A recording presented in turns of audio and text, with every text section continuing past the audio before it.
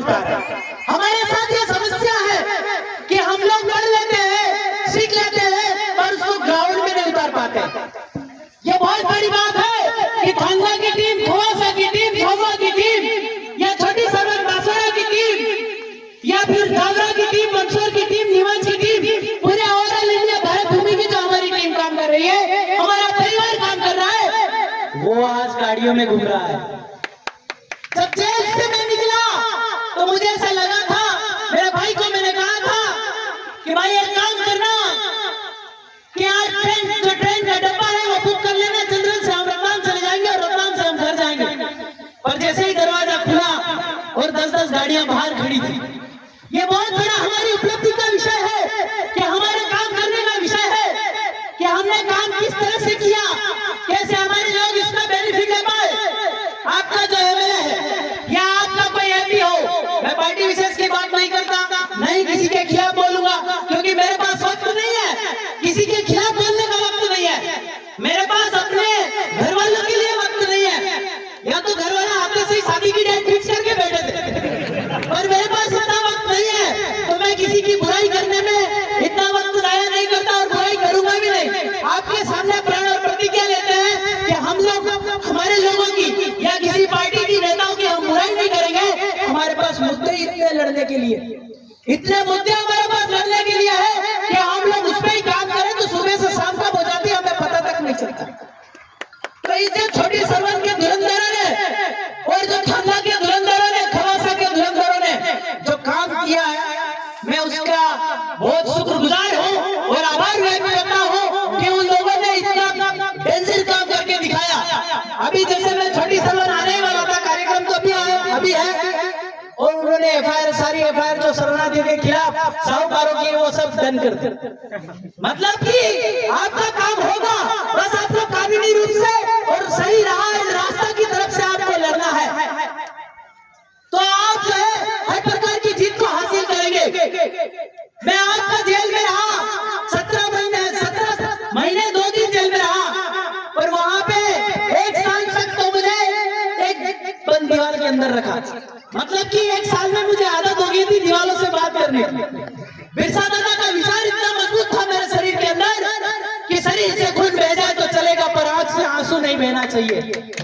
मैंने उन विचारों को पढ़ा, उनको समझा और अपने जीवन में उतारा, तो उन दीवारों ने कभी मुझे रोने नहीं दिया। बिरसा दादा की आहू ने, अबरों ने कभी रोने नहीं दिया। वो वही दीवार थी, वो वही लामत था, वो वही काल कोठरी थी जहाँ बिरसा मुंडा का चमड़ी उतारे गया था। मैं गया आदिवासियों का बूथ पर, कभी नहीं कहा कि मैं आदिवासी नहीं हूँ, देश का मालिक नहीं हूँ। उस समय जो चमड़ी निकाली जा रही थी, उस समय जो बकरे का खाल निकालते वैसे बिरसा दादा की खाल निकाली जा रही थी, तो उसमें जो दर्द हो रहा था वो दर्द समाज के दर्द से कम था। मतलब बिरसा दादा के ऊपर, शरीर के ऊपर जो आपका समाज का दर्द बहुत ज्यादा खतरनाक था, बहुत ज्यादा हावी था कि अपने चमड़ी निकलने का दर्द तक महसूस नहीं कर पाया। आपको ऐसा शूरवीर बनना होगा। मौत तो बहुत देखी मैंने जेल के अंदर से। मेरे 2 भाई जो दिल के करीब थे, शूरवीर थे, योद्धा थे, गुजर गए। आंसू भी आए, आंसू को रोक नहीं पाया। मैं कभी अपने लिए नहीं रो पाया, पर 2 भाइयों के लिए आंसुओं को रोक नहीं पाया।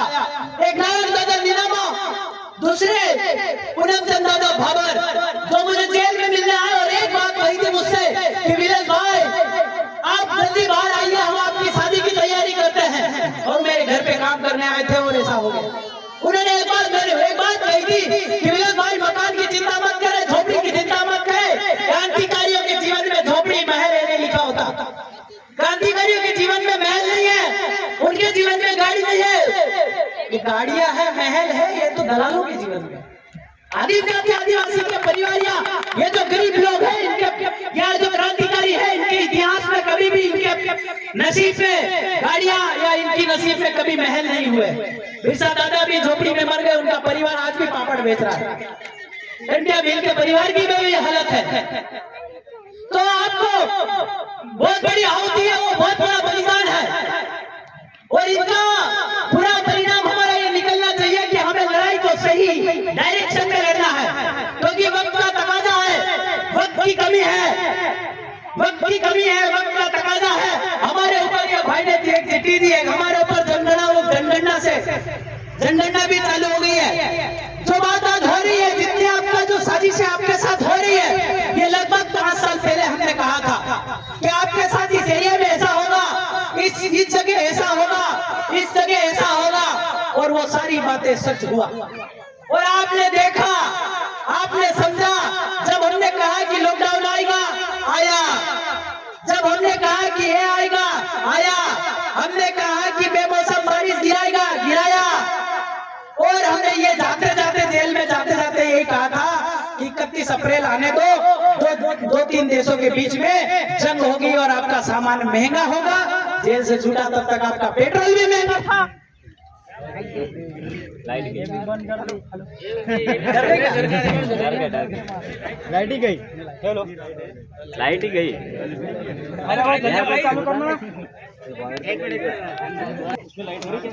थोड़े थोड़े इधर आ जाओ, क्या थोड़े साइड में हो जाओ, बैठ तो जाओ। सभी साथी साइड में खड़े हैं, थोड़े है ही नहीं। आपको डरना ही नहीं, किसी बात की चिंता नहीं करनी। समाज के लिए आप पैदा हुए हैं, समाज में पैदा हुए हैं, तो समाज का सबसे बड़ा ऋण है, समाज का सबसे बड़ा कर्जा है। और मेरे ऊपर तो इन भाई लोगों को इतना बड़ा कर्जा हो गया है कि मैं आजीवन भी इनको दे दूं तो कम पड़ेगा। ये भाई लोगों ने मेरे लिए कितना मेहनत किया। छोटी सरवन में जब जिला बदर थे तो ये नारायण दादा, ये विकास भाव, ये परिवार और लोग, दादा लोग, जैसे आपके सुरेंद्र भाई, नीलेश भाई और बहुत ज्यादा, जिनका नाम लूंगा तो समय कम पड़ जाएगा, इन्होंने मुझे माता पिता की तरह 1 साल तक रखा। और जहाँ ये एक्टिविटीज हुई और लोगों ने यहाँ पे भी फंसाने की साजिशें करी, उन हर साजिशों से मुझे बचाया। तो इनका जो कर्जा है मेरे ऊपर, और जेल में जाने के बाद भी लोगों ने मेरे लिए जो मदद की, वो उसका कर्जा तो मैं अब जिंदा रहते नहीं चुका सकता। कभी इन भाइयों के लिए मरने का वक्त आए तो बताना, मैं अपनी गर्दन पहले आपके लिए रखूंगा। इसलिए इसका प्रण लेता हूँ कि आपके लिए जब भी काम पड़े, जब भी मेरी जरूरत लगे, तो एक बार आप कॉल कर लीजिएगा कि आपके लिए पहले मैं हाजिर होऊंगा और आपके लिए हर लड़ाई में उपलब्ध रहूंगा। तो बहुत सारे भाई लोग मेरे अंदर जाने के बाद कोई एक्सीडेंट में गुजर गया, कोई हादसे में गुजर गया, कोई आपका हार्ट अटैक का शिकार हो गया, कोई गलतियों का शिकार हो गया, कोई बीमारी का शिकार हो गया और अपने जीवन खो करके जो है स्वर्गवास हो गया, प्रकृति में मिलन हो गया, मर गए।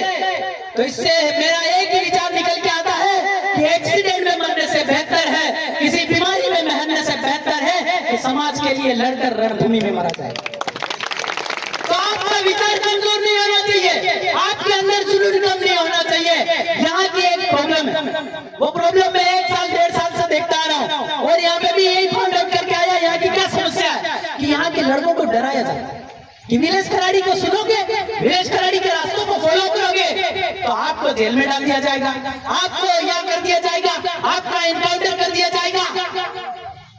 भाई ये सब झूठ है, मिथ्या है। वो लोग लड़ने से डरते हैं, वो लोग दलाली लिए हैं, वो लोग नमक खाए हैं। इसलिए ऐसा आपको जो है आपके अंदर ऐसा बीज बोना चाहते हैं। डर क्या है, डर क्या है, इसको भी आपको समझना पड़ेगा। डर का डेफिनेशन और डर की परिभाषा समझनी पड़ेगी। एक्सीडेंट में मर जाना क्या डर नहीं है?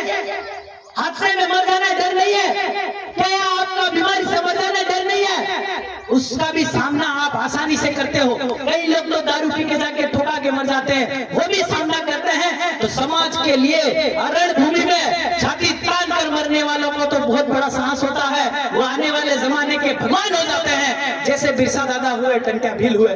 तो मैं हर युवाओं से कहना चाहता हूँ कि अपने मन के अंदर से डर निकालिए। ये जो जमीन है, ये जंगल और जमीन का कनेक्शन माता से है।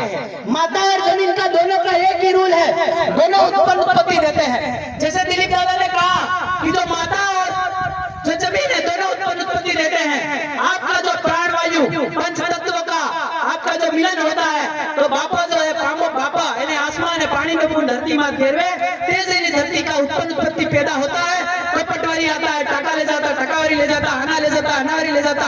एक 40 लाख का क्रेडिट तैयार होता है और वो ट्रेजरी में डालता है, तो जाके आपको लोन पैसा आपको इन लोगों को सैलरी मिलता है और ये सैलरी चाट के लेते हैं। इसलिए तो मांगने जाते हैं ना, बरोबर है ना? तो इसलिए आपको इन चीजों का आकलन करना होगा, इन चीजों का समझना होगा बच्चा मर गया, नहीं बच्चा नहीं, उनका पति मर गया। आप समझ रहे हो? ये बात मैं माताओं से कहना चाहता हूँ कि आपकी जो झलकारी बाई थी, रानी दुर्गावती थी, उनका पति मर गया बड़ी जवानी में, एक बच्चा था तो रणभूमि में रण अकेला पड़ा था। उसने अपना जो बांधे ना पोटली बांध के पीछे बच्चे को बांधा और तलवार लेके मैदान में उतर गई। वो थी मर्दानी। मर्द के पीछे मर्द सब लगता है, गर्व महसूस करते हैं, पर उस औरत के पीछे मर्दानी सब लगता है। तो ऐसे मर्दानी शूरवीरों को भी बाहर आना है, न कि वो रेस कराने वाली। ये नहीं होना है, ये समाज की परिभाषा में नहीं है। हमको मर्दानी को पैदा करना है, मर्दानी को आगे करना है, तो समाज का कल्याण होगा। हम लोग किसी की धर्म की बुराई नहीं करते, किसी की जात की नहीं करते, पर ये जो जनगणना आई है, इसमें हमको ये दिखाना होगा कि हमारा धर्म कर्म काम कर्तव्य मुल्क राज भी सब जुदा जुदा। बाहर से आया 12-20 आदिवासी हमें એટલે રાજબીસ, बाहर से आया 12-20 क्यों बोला? 12 तरह का बीज आया, यानी कि आपके कहे 7/52 8/12 7/52 8/52 7/12 आपका EPC relief guaranteed Berar and भिखारी मांगनजात foreigner multi colours foreign people. तो ये जो लोग बाहर से आया 12-20 है, इस चीज को भी आपको समझना होगा। बहुत सारे दादा अभी जो मंदिर वाले दादा कह रहे थे धर्म के बारे में, तो जो लॉर्ड है, लॉर्ड का मतलब होता है भगवान। अभी कॉन्स्टिट्यूशन संवैधानिक मान्यता है, लॉर्ड आप जज को कहते हैं, किसको कहते हैं? जज को। ईश्वर शक्ति परमात्मा भगवान खुदा परमेश्वर मालिक अल्लाह सती श्री अकाल ब्रह्मा विष्णु महेश राम कृष्ण कबीर केवली पुरुष। ये फर्स्ट ये लॉर्ड नहीं, ये ओनली आधा फोटा वाला, खुदा फोटा वाला आदिवासी भारत भूमि का ओनर है, मालिक है, धनी है, राज बीज है, मूल मंत्री है, मूल लेडी है ना, मूल बीज है। इस बात को आपको सत्य और सत्य मानना पड़ेगा, और सत्य है। कोई जजमेंट आया ना, कोई आपका बोर्ड इस पे विचार करे या न करे, हमारी तरफ से डिक्लेयर है, हमारे पास डॉक्यूमेंट दस्तावेजी पब्लिशन है, और इसमें 142 डेलीगेट 64 तरीका राष्ट्रीय सिग्नेचर हस्ताक्षर है। तो इन चीजों के लिए आपको डरना बिल्कुल नहीं है, डरना है। अगर आप ये जो लोग डराते हैं आपको, ये जो लोग आप में भ्रम फैलाते हैं, रुझान फैलाते हैं, अफवाह फैलाते हैं, इन लोगों को अगर वोट नहीं मिले ना, तो ये लोग बिरसा दादा और टंटिया भील को भी नक्सली बता देंगे। आज तो विलेज खराड़ी को बोल रहे ना कि विलेज खराड़ी की विचारधारा अच्छी नहीं है, विलेज खराड़ी एग्रेसिव है, विलेज खराड़ी ये नहीं है। हमारी टीम शांति के लिए भी काम करती है, पर कहाँ बोलना पड़ता है, हमको बोलना पड़ता है, समझाना पड़ता है। तो ये लोग अगर वोट नहीं मिला इनको और वोट के लिए काम नहीं करे, तो इनको भी वो नक्सली बता देंगे। भाई तुम बिरसा को पूछ रहे हो, टंटिया भील को पूछ रहे हो, और आप विलेज खराड़ी को गलत बोल रहे हो, या आप विकास को गलत बोल रहे हो, दिलीप थन्नार को गलत बोल रहे हो, नारायण दादा को गलत बोल रहे हो, हम रोहित भील को गलत बोल रहे हो। तो ये कैसे संभव है? आपके जहन में दो विचारधारा कैसे है? ये तभी हो सकता है जब आप दलाल हो, ये तभी हो सकता है जब आप डीलर हो। इतनी बड़ी जो तादाद में ये जो लोग आपके अंदर डर घुसा रहे, इस डर से आप आजादी पाइए। हमारे रास्ता में इधर भी आपकी लड़ाई नहीं है, इधर भी हिंसा नहीं है। हम मैं आपसे दावा करता हूँ कि हम लोग अब से विश्व शांति की ओर काम करेंगे, और हम कह रहे हैं कि विश्व में विश्व शांति तभी हो सकती है कि जो धरती से आया, जिस वतन से आया उस वतन लौट जाए, तो विश्व में विश्व शांति ऑटोमेटिक हो जाएगी। ये लोग आपके हमने जो बोला वो तो आपका 90% हुआ है, 90% हुआ है। और आप ये भी सुनो कि आपका एनपीआर एनआरसी बाकी है। क्या बाकी है? सीए तो आ गया, गुजरात में आ गया, उत्तराखंड में आ गया। तो ये तो हुआ कि आदिम आदिवासी परिवार को जो है अलग रखा गया। अब आएगा एनपीआर और एनआरसी। एनपीआर एनआरसी में आएगा, रात की 12 बजे आपके घर के आगे मिलिट्री लग जाएगी, और आपको कब उठा के समुद्र के रास्ते पार कर दिया जाएगा। ये मजाक लगता है आपको, विलेज भाई तो झूठ बोले हैं, पर जिस दिन होगा ना आप रोगे, बेपनाह रोगे। आप पति से नहीं मिल पाओगे, आप बच्चों से नहीं मिल पाओगे, कोई मम्मी से नहीं मिल पाएगा, कोई पापा से नहीं मिल पाएगा। हालत बहुत बुरी होने वाली है। ये मैं बोल के गया था, डंकी रूट का हालत हुआ। डंकी रूट से उसने भेजा, क्या नाम उसका, अमेरिका का राष्ट्रपति डोनाल्ड ट्रंप ने। पागल हो गए लोग, 15-15 लाख लगा के गए थे उस रूट से, और पैदल आधे रास्ते में मर गए। आपके साथ भी वैसे ही हो सकता है। तो इसलिए इसके खिलाफ आपको लड़ने की जरूरत है। 5 साल वाला तैयार करो, मेरे को तो कोई एतराज नहीं है। अगर हमारा लड़का तो विधायक से ऊपर काम कर रहा है, क्या दिलीप थानदार जी को देखो, एक एमएलए के क्या करे, उनका काम करने का तरीका देखो। कितने लोग लोन वाले उनके पास आते हैं, कितनी गाड़ियां लेके वो चल रहे हैं, क्या है, कितनी जमीन का हमने काम किया और हमारा जेल जाने के बाद ये हुआ कि 15 करोड़ के आसपास जो हमारे लोन पेंडिंग थे वो सब लड़कों ने क्लियर करवा दिए। ये बहुत बड़े मेरे लिए उपलब्धि है, मेरे लिए तो नहीं घमंड हो जाएगा, हमारी टीम के लिए, हमारे परिवार के लिए उपलब्धि है। तो इन चीजों में आप अगर वर्क करोगे तो आपके पास इतना मुद्दे हैं कि आपको लीडर भी लोग बना देंगे, क्योंकि जो समय की आवश्यकता है उस हिसाब से आपको हर चीज मिल जाएगी, पर आपको वैचारिक होना पड़ेगा। आप लोग कुर्सी पे बैठ गए हो, चले भी गए हो, जाने के बाद आपने जो कमिटमेंट किया था पर्चे पे जो लिखा था वो आप कर नहीं रहे। फिर शेड्यूल के आपने एक भी बात नहीं करी। भारत भूमि का ऑनर मालिक धनी आदिम जाति आदिवासी है, ये बात भी आपने नहीं करी। आपने नहीं जमीन बचाने का आदिम जाति आदिवासी की सरकार को एक इंच जमीन लेने का हक नहीं है, ऐसा आपका कोर्ट ने पुरवार किया, ऐसा प्रूफ दिया, ऐसा सबूत दिया और ऐसा डिक्लेरेशन दिया। इसके बाद भी आप ऐसा नहीं कर पा रहे हो। आप पैसे वाले हैं, आप गाड़ियों वाले हैं, आप जा सकते हैं, आ सकते हैं। दिल्ली जाना आपके लिए फ्लाइट का काम हो गया, नेता भाई के लिए तो फ्लाइट का काम हो गया ना, ये 15 मिनट में दिल्ली। फिर भी ये लोग अपना काम नहीं कर पा रहे, इसलिए बोलने की आवश्यकता है, इसलिए लड़ने की आवश्यकता हमें है। हमारे पास बहुत सारे लोग हो गए, फिर भी विलेज खराड़ी जेल क्यों गया? तो ये बहुत बड़ी समस्या है, इन पे आपको विचार करना होगा। पर आप लोग अगर कुछ भी करते हैं, यहाँ से अगर कुछ कर रहे हो तो आपको एग्रीमेंट देना होगा, क्योंकि ये जो लोग गए हैं बिना एग्रीमेंट के गए हैं। अगर भारत में अगर सोनम वांगचुक जी फंसते हैं लद्दाख में, या फिर आपका दमनदीव में ब्रिजेश भाई अगर फंसते हैं, या फिर आपका कन्याकुमारी के आदिवासी फंसते हैं, तो आपका 10 रुपए का चंदा यहाँ से जाना चाहिए। ऐसी व्यवस्था भी आपको करनी चाहिए। और ये तभी होगा जो आप में जो अभी जाकर के गाड़ियों में घूम रहे हैं, ये जो आपके लोग एसीओ में घूम रहे हैं, इनको ये करना चाहिए था। न सोनम वांगचुक के लिए किया, न विलेश खराड़ी के लिए किया, न ब्रिजेश भाई के लिए किया, न कन्याकुमारी के किसी भाई के लिए किया। तो ये समाज का वादे करके, वीटो लेकर के, वोट लेकर के क्या कर रहे हो भाई? समाज की तरफ जा रहा है, आपको भांगचड़ा ही करना है और आपको फिर से वही करना है जो दूसरी पार्टियों ने किया। तो फिर आप वैसे फिर उनमें और तुम में फर्क क्या है? क्या कोई फर्क नजर आ रहा है क्या? तो इसलिए वैचारिक योद्धा को अगर दे रहे हो तो आप वो दीजिए, क्योंकि इतनी जल्दी मेरे लिए पाबंद करना कठिन है। मैंने बहुत पाबंद करने की कोशिश की, पर यह संभव नहीं हो पाया।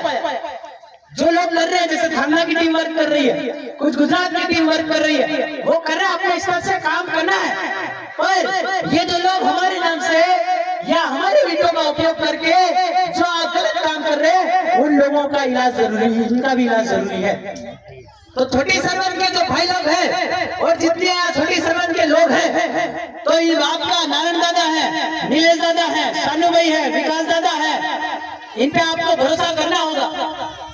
जो आपके जितने भी सरपंच भाई हैं, इन पे भरोसा करना होगा। और मैं इनको भी, इनका तो मार्गदर्शन मेरे ही होता है। विकास दादा पहले के गए कि इनका मार्गदर्शन, इनसे मैं बहुत सीखा हूँ। विकास दादा और नारायण दादा और पूरी टीम से मैं शालीन कैसे रहा जाए, शांत कैसे रहा जाए, ये सीखा हूँ। दिलीप दादा की टीम से सीखा हूँ कि डंके की चोट पे वर्क कैसे करना है। और जेल के कैदियों से भी मैं बहुत कुछ सीखा हूँ कि ये सही समय पे शांत रह के फैसला कैसे लेना। तो आपका जीवन में हर जगह सीखने का प्रयास करो। एक बार गलती कर दी तो वो स्वीकार है, अगली बार सुधार लेंगे, पर दूसरी बार गलती कर रहे हो तो फिर आपसे बड़ा मूर्ख कोई भी नहीं है। और इन सत्ता के लालचियों का, इनके कुर्सियों के लालचियों का कोई मकसद नहीं है। इनके बहाने कि हम ये बन जाएंगे, ये कर देंगे, हम ये हमको यहाँ बिठा दो, ये कर देंगे, ये बहाने बनाते हैं। इनका कोई मकसद नहीं है। और मेरे विकास भाई के पास या मेरे दिलीप भाई के पास, नारायण दादा के पास या थाना की टीम के पास, सुभाष भाई के पास मकसद है, उनके पास मिशन है, उनके पास लक्ष्य है, उनके पास सिद्धांत है। रोहित भाई हो गए, इन सब लोगों के पास एक सिद्धांत है, मिशन है और लक्ष्य है। आज ये लोग इतना बेहतर और इतनी फाइट कर रहे हैं, तो सोचो अगर इन लोगों के पास मूलभूत सुविधा उपलब्ध हो गई तो कितनी बड़ी स्तर पे लड़ाई लड़ सकते हैं। इस लड़ाई को आपको, इस लड़ाई को साथ देना है, इस लड़ाई के साथ खड़ा रहना है। आप एक दिन में समाज को 1 घंटा नहीं दे सकते हो तो 10-15 मिनट दीजिए। मोबाइल पे तो आप पता नहीं कितना समय दे रहे हो। 1 घंटा भी अगर निकाल के समाज के बारे में सोच लोगे तो हमारा बहुत कल्याण हो जाएगा। आपने सोचा, आप गाड़ियां लेके वहां गए, आप गाड़ियां लेके वहां गए, पर आपने सच को नहीं पकड़ा। सच को अगर पकड़ लेते तो शायद हम बच जाते।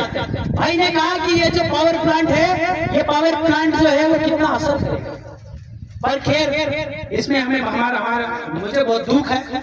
इतनी परेशानियां, शायद 35 महिलाएं हमारी जेल भी गई, जिनका मैं बहुत आभारी हूँ कि उन्होंने जिन महिलाओं ने सिर्फ खाली चूल्हा देखा था और लकड़ी और रोटी देखी थी, वो जेल की दीवारें देख के आई। ये कोई मर्दानियों का काम है। किनका काम है? मर्दानियों का काम है। ये कोई आम लेडीजों का काम नहीं है, ये कोई आम महिलाओं का काम नहीं है, ये मर्दानियों का काम है। उनके अंदर खून है, बाकी के अंदर पानी पानी। जो रील बना के, जो उधर गाड़ियों में घूम के, मतलब गाने लगा के ये घूमने वाली, ये इनके खून में पानी है। और हमारी जो 35 महिलाएं जेल गई थी आड़ी पीछे, तो वो 35 महिलाएं जो जेल गई थी, माताएं जो जेल गई थी, वो मर्दानी है, वो झलकारी भाई की तरफ पूछने के लायक है। उनके बलिदान को समझो। कुछ हुआ नहीं या कुछ होगा वो एक गलत बात है, पर उन्होंने लड़ने का प्रयास किया, टकराने का प्रयास किया, उनका भी मैं शुक्रगुजार हूँ। मैं माई माटी के लिए शुक्रगुजार हूँ, मैं इन जमीन के लिए शुक्रगुजार हूँ।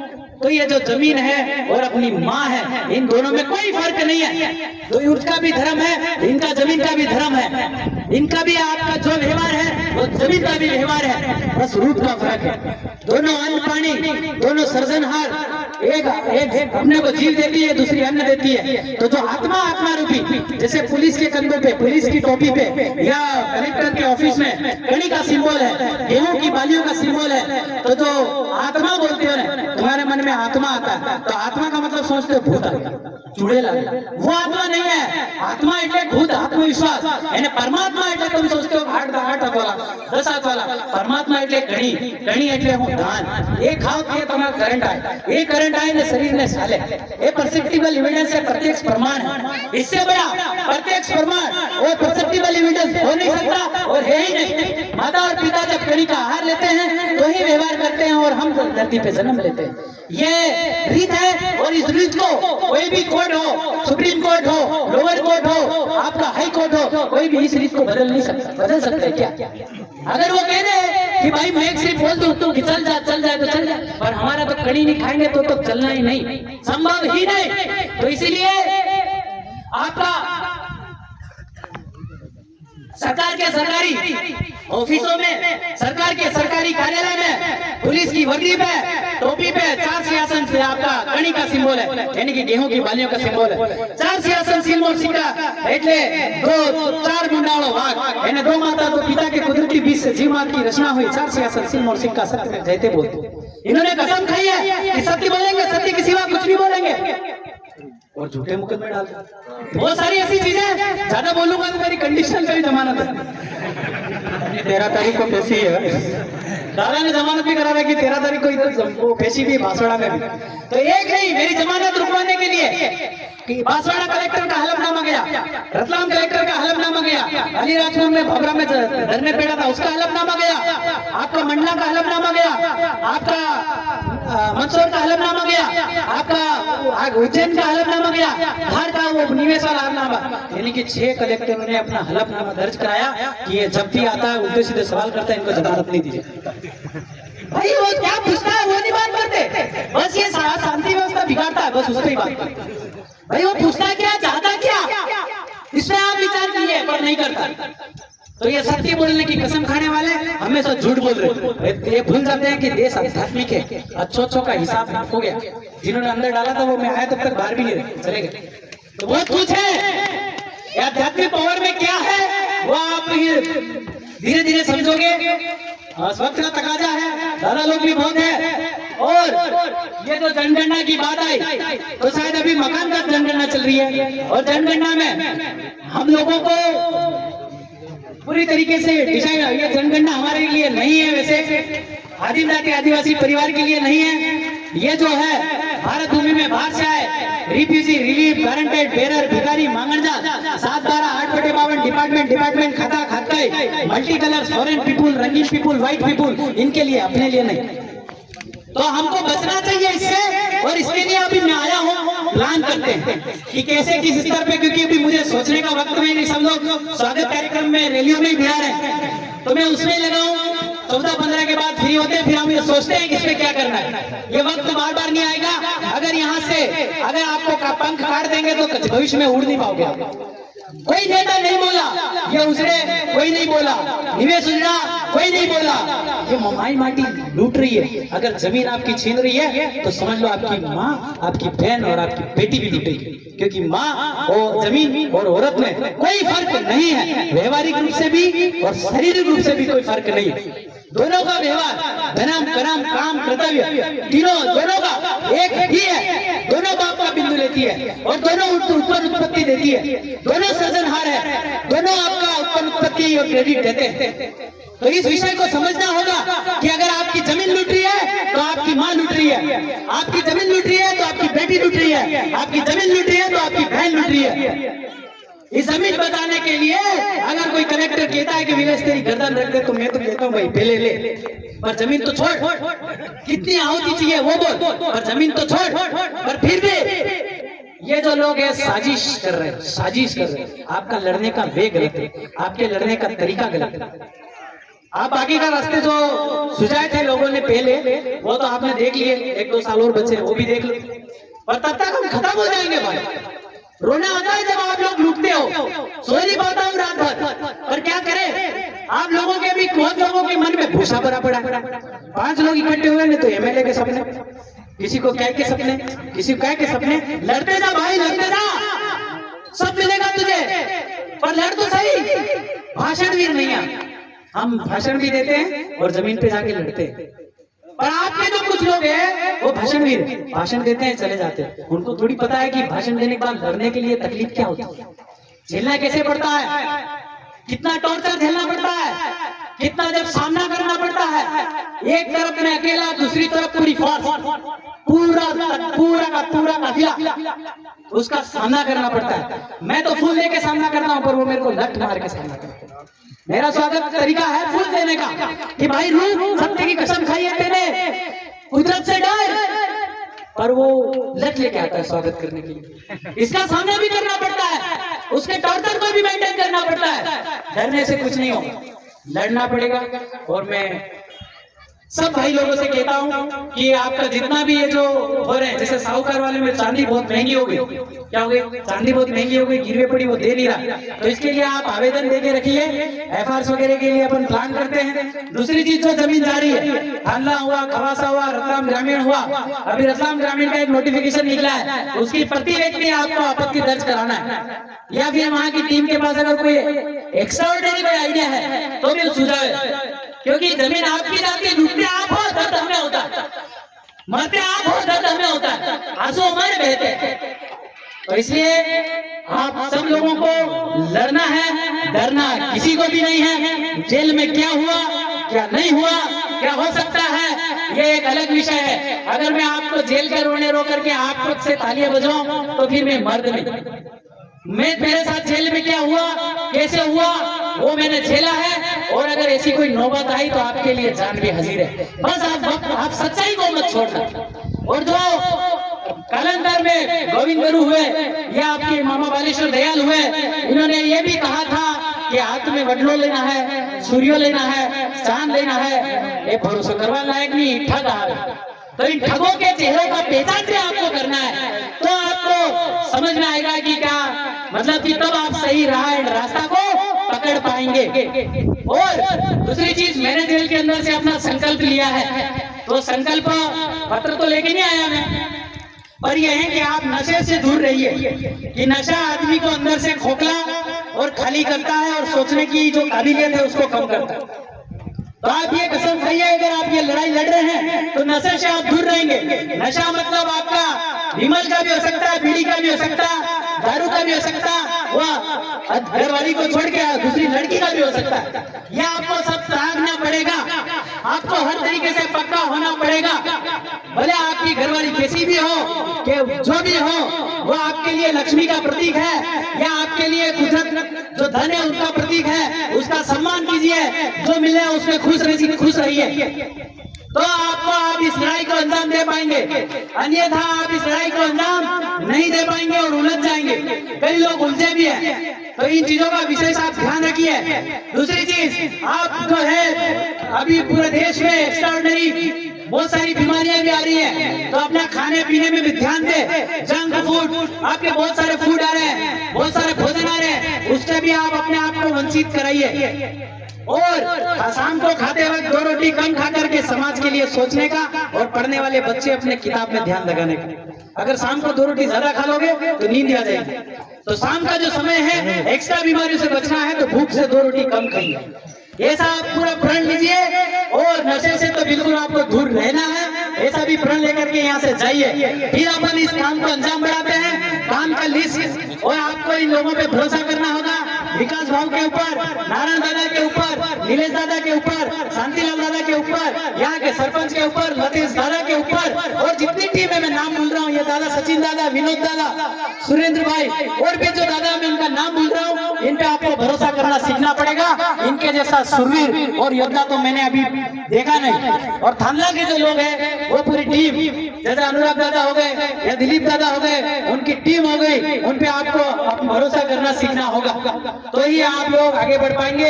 एक दूसरे पे विश्वास करना भी सीखना होगा, और विश्वासघात अगर एक बार किसी ने कर दिया, अगली बार उस पर भरोसा करने का मौका गंवाना ही नहीं, और उस पर अपना जो है गलती करना ही नहीं। ठीक है, जय बिरसा, जय बिरसा, गुलाम जिंदाबाद, जिंदाबाद जिंदाबाद। जल जंगल की जमीन की लड़ाई कौन लड़ेगा? हम लड़ेंगे, हम लड़ेंगे। जल जंगल जमीन की लड़ाई कौन लड़ेगा? हम लड़ेंगे, हम लड़ेंगे। हम आगा। धन्यवाद, आप सबका आभार, और जितने भी भाई लोगों ने उनकी बात सुन करके जाइएगा। जोहार, धन्यवाद विलास भाऊ को।